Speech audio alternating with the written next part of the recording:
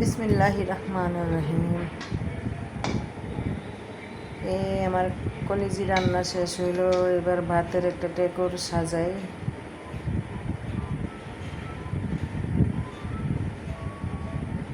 আজকে প্লেটটা সাজাবো কয়েক রকম ভর্তা আর কলিজি রান্না। আপনারা কেমন আছেন? আশা করি ভালো আছেন। এই যে কলিজি রান্না আর হচ্ছে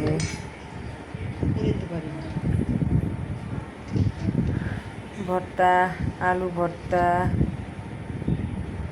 ভর্তা, তারপর হচ্ছে এটা হচ্ছে শুটকি ভর্তা, এটা হচ্ছে কাঁঠালের আটি ভর্তা, কিংবা কেউ বলে দানা, কেউ বলে আটি, কেউ বলে বিচি। এটা হচ্ছে ডালের ভর্তা। এই গাছের থেকে লেবু ছেড়ে নিলাম একটা, আজকাল লেবু টেবু দিয়া খাওয়া হইব।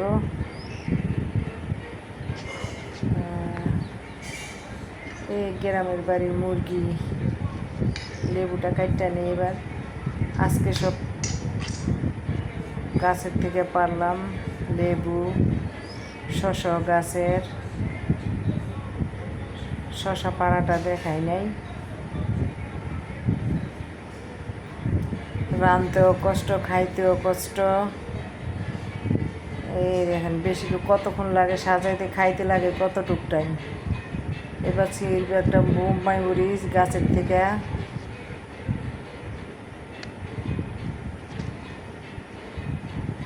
আরও কয়েকটা আছে গাছের থেকে, তরতাজা, একটু ধুয়ে নিই।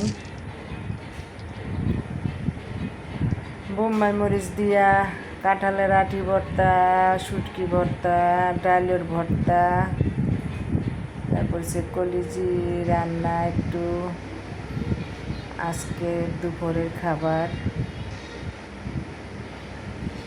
আপনাদের কার কার পছন্দ এমন খাবার? আমার মতো বোম্বাই মরিচ, আমি জানি বোম্বাই মরিচ অনেক মানুষের পছন্দ। আমরা বিক্রমপুরের মানুষ, সব দেশের মানুষই পছন্দ করে এই বোম্বাই মরিচটা। আমি ছোটোবেলা থেকে এই বোম্বাই মরিচ গাছটি লাগাই, বাড়িতেও লাগাইতাম, এখনও লাগাই।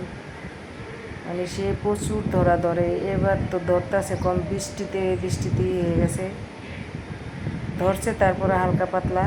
এই প্রথম ছিললাম আজকে বোম্বাই মরিচটা, সে গ্রান।